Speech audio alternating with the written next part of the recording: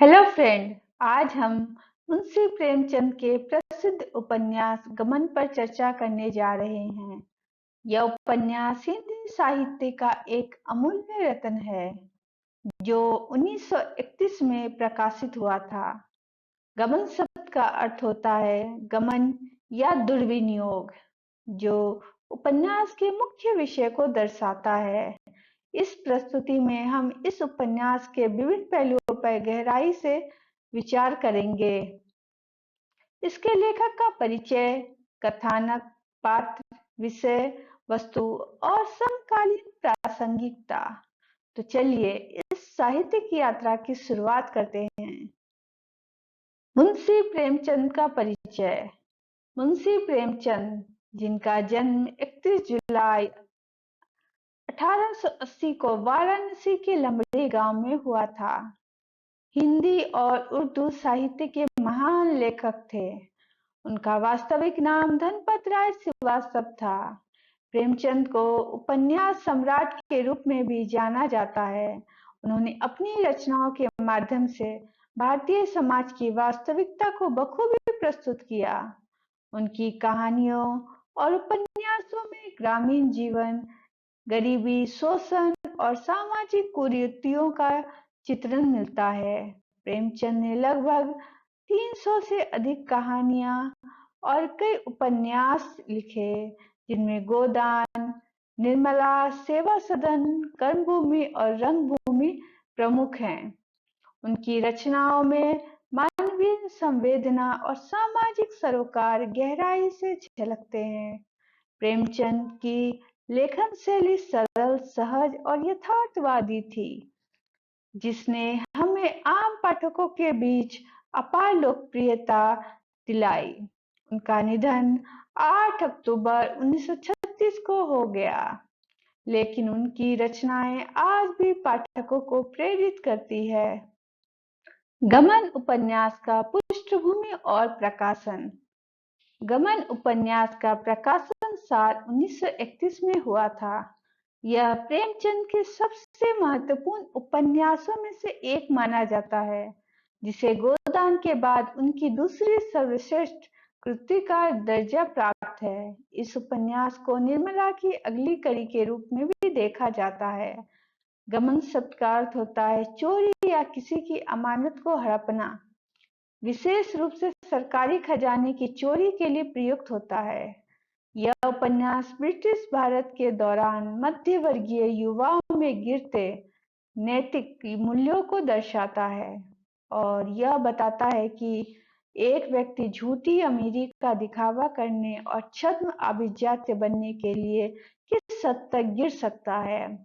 प्रेमचंद ने इस उपन्यास के माध्यम से उस समय की सामाजिक वास्तविकताओं को बखूबी प्रस्तुत किया है। यह उपन्यास एक तरह से सामाजिक व्यंग भी है, जो पाठकों को सोचने पर मजबूर करता है। इस उपन्यास को प्रेमचंद की सर्वश्रेष्ठ कृतियों में गिना जाता है और इसे हिंदी साहित्य में एक महत्वपूर्ण स्थान प्राप्त है। गमन उपन्यास का कथानक। गमन का कथानक रमानाथ और जालपा के इर्द गिर्द घूमता है। कहानी की शुरुआत एक बिसाती वाले से होती है, जो चमकदार चीजें बेचने आता है। उसमें एक चंद्रहार देखकर छोटी जालपा अपनी माँ से जिद करने लगती है। जब उसके पिता दीनदयाल अपनी पत्नी मानकी के लिए चंद्रहार लाते हैं, तो जालपा गुस्सा हो जाती है। उसकी माँ उसे आश्वस्त करती है कि उसकी शादी के बाद उसके ससुराल वाले उसे चंद्रहार देंगे। बड़ी होकर जालपा की शादी रमानाथ से हो जाती है, जो एक हैंडसम, सुख चाहने वाला, घमंडी लेकिन नैतिक रूप से कमजोर व्यक्ति है। रमानाथ का परिवार मध्यवर्गीय है और समाज में दिखावा करने के शौकीन हैं। शादी में दोनों परिवार अपनी आर्थिक स्थिति से अधिक खर्च करते हैं और कर्ज में डूब जाते हैं। जब जालपा को चंद्रहार नहीं मिलता तो वह नाराज हो जाती है और कहती है कि वह कोई भी आभूषण नहीं पहनेगी जब तक उसे चंद्रहार न मिल जाए। रमानाथ अपनी पत्नी को खुश करने के लिए उसे गहने उपहार में देना चाहता है, लेकिन उसकी कम आय के कारण वह उन्हें खरीद नहीं पाता। वह कर्ज में डूब जाता है और आखिरकार जालपा के आभूषण चुरा लेता है, जो उसे अपने मायके से मिले थे। जब जालपा को पता चलता है कि उसके सारे आभूषण चोरी हो गए हैं, तो वह बिल्कुल निष्प्राण हो जाती है। रमेश बाबू रमानाथ को एक अच्छी सरकारी नौकरी दिलवाते हैं, जिससे वह अच्छी कमाई करने लगता है। लेकिन रमानाथ सरकारी पैसों का उपयोग जालपा के गहने बनवाने में कर देता है। वह जालपा की सहेली रतन के पैसे भी खर्च कर देता है। छोटी छोटी समस्याएं एक दिन उसके लिए इतनी बड़ी हो जाती है कि उसे अपना घर छोड़कर कलकत्ता भागना पड़ता है। कलकत्ता में उसकी जिंदगी का एक नया अध्याय शुरू होता है। ट्रेन में उसकी मुलाकात देवी दिन से होती है और वह उसी के घर रहने लगता है। गिरफ्तारी का डर उसे सताता रहता है। डर के कारण वह पुलिस की नजर में आ जाता है और गमन का इल्जाम कबूल कर लेता है।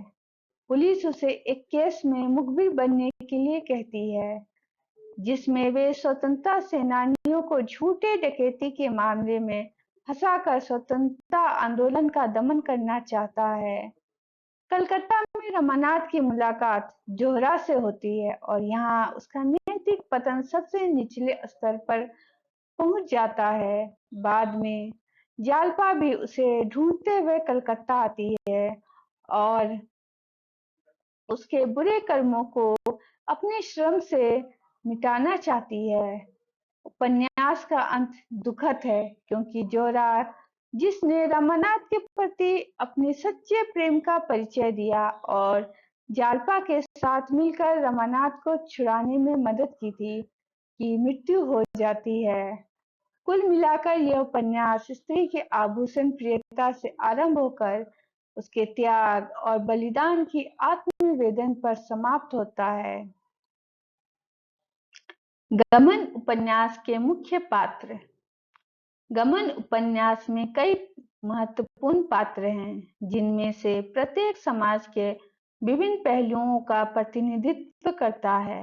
रमानाथ नायक वह उपन्यास का मुख्य पात्र है, जो एक हैंडसम, सुख चाहने वाला, घमंडी लेकिन नैतिक रूप से कमजोर व्यक्ति है।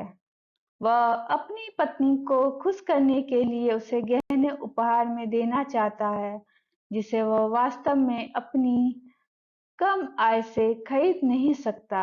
रमानाथ का सबसे बड़ा दोष यह है कि वह अपने मन की बात अपने करीबी लोगों को भी नहीं बताता। वह अपनी आर्थिक व्यवस्था अपनी पत्नी जालपा से भी छिपाता है, जिसके परिणाम स्वरूप वह गमन जैसी घटना को अंजाम देता है। रमानाथ के माध्यम से प्रेमचंद ने एक ऐसे अहंकारी पुरुष का चित्र खींचा है, जो पत्नी के सामने बड़ी बड़ी बातें करता है, लेकिन पीठ पीछे उसी के गहने चोरी कर अपने पिता को दे देता है। जालपा नायिका वो उपन्यास की मुख्य महिला पात्र है, जिसे आभूषणों से बहुत प्यार है। बचपन से ही उसे चंद्रहार की लालसा रहती है। शादी के बाद भी वह चंद्रहार की चाह रखती है और कहती है कि वह कोई भी आभूषण नहीं पहनेगी जब तक उसे चंद्रहार न मिल जाए। जालपा के माध्यम से प्रेमचंद ने एक ऐसी स्त्री का चित्रण किया है, जिसने अपने जीवन में पति से ज्यादा आभूषणों को महत्व दिया और उसके कारण ही रमानाथ एक के बाद एक अपराध करता चला गया। दीनदयाल जालपा के पिता वह प्रयागराज के एक छोटे गांव के उच्च मध्यवर्गीय व्यक्ति हैं। वे जमींदार नहीं हैं, लेकिन जमींदारी का काम करते हैं। वे थानेदार नहीं हैं, लेकिन थानेदारी का काम करते हैं। गांव पर उन्हीं की धाक है। उनके पास 4 चपरासी, एक घोड़ा और कई गाय भैंस हैं। वे अपनी बेटी की शादी में जरूरत से ज्यादा खर्च करते हैं। दयानाथ, रमानाथ के पिता। वह एक अदालत में काम करने वाला कर्मचारी है, जिसकी 50 रुपए महीने की आय है। वह एक ऐसे पिता का चित्रण है जो समाज में दिखावा की जिंदगी जीता है। रमानाथ की शादी में भी जरूरत से ज्यादा खर्च होने पर कर्ज का बोझ आ जाता है और उसकी भरपाई वे अपनी बहू के गहने देकर चुकाते हैं। यहाँ भी वे एक ऐसे पिता के रूप में प्रस्तुत होते हैं जिसे अपने बेटे को बहू के गहने चुराने पर डांटना चाहिए, पर वे ऐसा नहीं करते और स्वयं उस पाप में भागीदार बन जाते हैं। रामेश्वरी, रमानाथ की माँ। वह अपने पति पर दबाव डालती है कि वह जल्द से जल्द बेटे की शादी कर दे, क्योंकि वह बेटे की शादी के लिए उत्सुक है और सोचती है कि शादी के बाद रमानाथ जिम्मेदार बन जाएगा। जोहरा, वह कलकत्ता में रमानाथ से मिलने वाली एक महिला है। जोहरा का चरित्र समाज के ऐसे वर्ग को प्रस्तुत करता है जिसे लोग निकृष्ट कोटि का काम करने वाले लोगों की श्रेणी में खड़े कर देते हैं। पर वहीं जोहरा अपनी प्राणों की परवाह किए बगैर ही रमानाथ को उस जंजाल से मुक्त कराती है। वह रमानाथ के प्रति सच्चे प्रेम का परिचय देती है और जालपा के साथ मिलकर रमानाथ को छुड़ाने में मदद करती है, लेकिन उपन्यास के अंत में उसकी मृत्यु हो जाती है। इन पात्रों के माध्यम से प्रेमचंद ने समाज के विभिन्न वर्गों और उनकी सोच को बखूबी प्रस्तुत किया है। हर पात्र अपने चरित्र को बखूबी निभाता है और समाज में सकारात्मक प्रभाव भी डालता है। गमन उपन्यास के विषय और सामाजिक टीका। गमन उपन्यास में प्रेमचंद ने कई महत्वपूर्ण विषयों और सामाजिक समस्याओं पर प्रकाश डाला है। इस उपन्यास की प्रमुख समस्याएं हैं मध्य वर्गीय प्रदर्शन प्रियता, स्त्रियों की आभूषण प्रियता, पुरुषों के अहंग प्रवृत्ति, ग्रह कला का पतन और व्यक्ति के दुर्बल चरित्र। स्त्रियों की आभूषण प्रियता। यह उपन्यास स्त्रियों के आभूषणों के प्रति प्रेम और उसके परिणामों पर केंद्रित है। जालपा के चरित्र के माध्यम से प्रेमचंद ने दिखाया है कि कैसे एक महिला का आभूषणों के प्रति अत्यधिक लगाव उसके पति के जीवन को कैसे प्रभावित करता है। जालपा की चंद्रहार की लालसा ही उपन्यास की केंद्रीय समस्या है, जिसके कारण रमानाथ कई अपराधों को अंजाम देता है। मध्य वर्गीय प्रदर्शन प्रियता। उपन्यास में प्रेमचंद ने मध्य वर्ग के दिखावे और प्रदर्शन प्रियता पर जोरदार टीका की है। रमानाथ और जालपा दोनों के परिवार अपनी आर्थिक स्थिति के अनुसार नहीं, बल्कि समाज में अपनी प्रतिष्ठा बनाए रखने के लिए शादी में जरूरत से ज्यादा खर्च करते हैं और कर्ज में डूब जाते हैं। यह दिखाता है कि कैसे मध्य वर्ग समाज में अपनी प्रतिष्ठा बनाए रखने के लिए कितना कुछ कर सकता है। पुरुषों की अहम प्रवृत्ति। रमानाथ के चरित्र के माध्यम से प्रेमचंद ने पुरुषों की अहम प्रवृत्ति को दर्शाया है। रमानाथ अपनी पत्नी के सामने बड़ी बड़ी बातें करता है, लेकिन पीठ पीछे उसी के गहने चोरी कर अपने पिता को दे देता है। अपनी पत्नी को अपनी आर्थिक व्यवस्था बताने के बजाय वह उसे प्रभावित करने के लिए उधार पर गहने भी ले लेता है। नैतिक पतन। उपन्यास में रमानाथ के नैतिक पतन को दर्शाया गया है। वह छोटे-छोटे अपराधों से शुरुआत करके गमन जैसे बड़े अपराध तक पहुंच जाता है। उसका नैतिक पतन उस समय सबसे निचले स्तर पर पहुंच जाता है जब वह पुलिस द्वारा स्वतंत्रता सेनानियों को फंसाने के लिए मुखबिर बनने के लिए तैयार हो जाता है। भौतिकवाद का प्रभाव उपन्यास का मूल विषय है। महिलाओं का पति के जीवन पर प्रभाव। यह विशेष रूप से गहनों के प्रति पत्नी के लगाव का पति के जीवन पर प्रभाव है। गमन में टूटते मूल्यों के अंधेरे में भटकते मध्य वर्ग का वास्तविक चित्रण किया गया है। इन विषयों के माध्यम से प्रेमचंद ने उस समय की सामाजिक वास्तविकताओं को बखूबी प्रस्तुत किया है और पाठकों को सोचने पर मजबूर किया है। उन्होंने दिखाया है कि भौतिकवाद और दिखावा मनुष्य को नैतिक पतन की ओर कैसे धकेल सकता है। गमन उपन्यास का समीक्षात्मक विश्लेषण। गमन एक चरित्र प्रधान उपन्यास है और इसका मुख्य धरातल मनोविज्ञान है। प्रेमचंद ने इस उपन्यास के पात्रों की योजना इस प्रकार की है कि वे अलग-अलग व्यक्तित्व के प्रतिनिधि बनकर पाठकों के मन में असीम छाप छोड़ देते हैं। गमन उपन्यास मध्य वर्ग के पतोन्मुख और उन्नतिशील दोनों पहलुओं को उजागर करती है। इस उपन्यास की भाषा स्पष्ट एवं सहज है। प्रेमचंद की भाषा की विशेषता यह है कि उनकी भाषा पात्रानुकूल होती है।